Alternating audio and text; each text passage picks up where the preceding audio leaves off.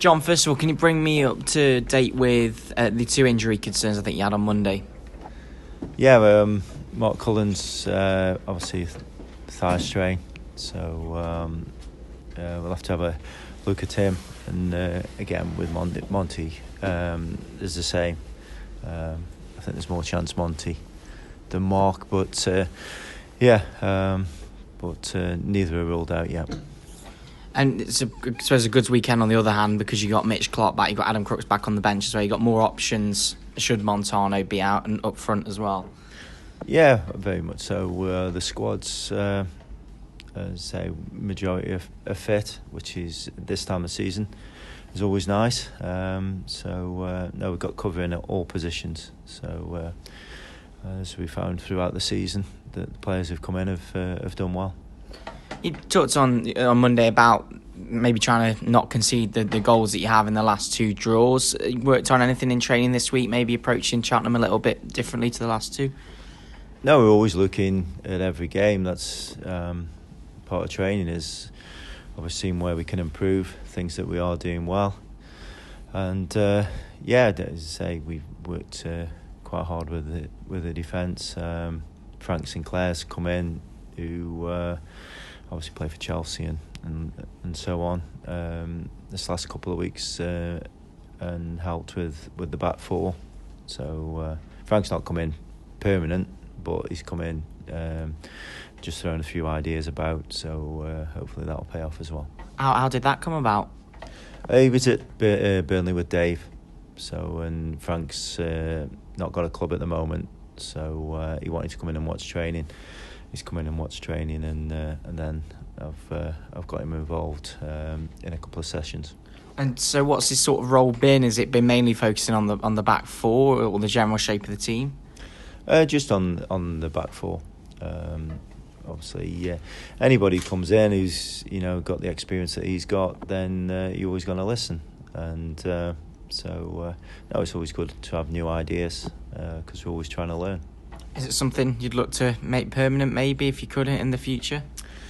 When you're the size of Port Vale, then you can only have a staff of a certain size. So no, it won't be anything permanent, but it's just nice to have people like that coming into the club.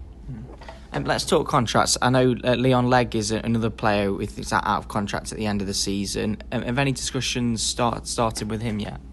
Yeah, we spoke to Leon and his agent, so things have gone quite well. So hopefully it'll be another one that we can cross off for next season. And imagine you're hoping it's an easier time to sign players up than perhaps it was this time last year when you came in and you maybe didn't know what league you were going to be in. Yeah, it's when you're doing well, then there's more chance that people want to stay. But also on the other side of it, when you're doing well, obviously the players are doing well and other clubs are interested. So but I think it's always an advantage if people are happy at the football club. And looking at the league now, 10 games to go in the playoffs. I'm sure you're happy where you are. Did you look at the running? Did you read into it? Do you see where the difficult games, such as Cheltenham, come and where you might pick up points, or are you just taking it each game at a time? No, I haven't looked at the fixtures really. Look no further than the following Saturday, because as the season's proved that it doesn't matter who we've played. It's been more how we play on the day than the opposition that we play. So we know, without repeating myself, we're more than capable of beating anyone in the league, and more than capable of losing as well.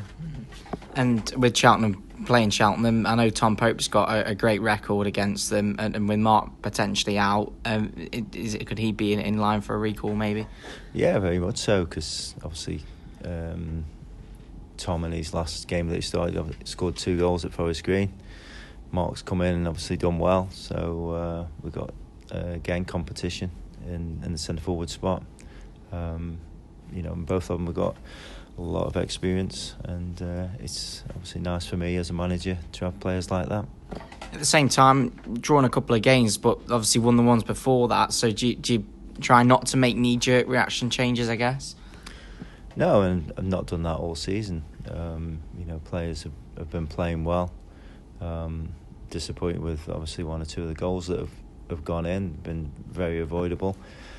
But on the whole, everybody's performed quite well. So we've been able to get that continuity that you need to be successful.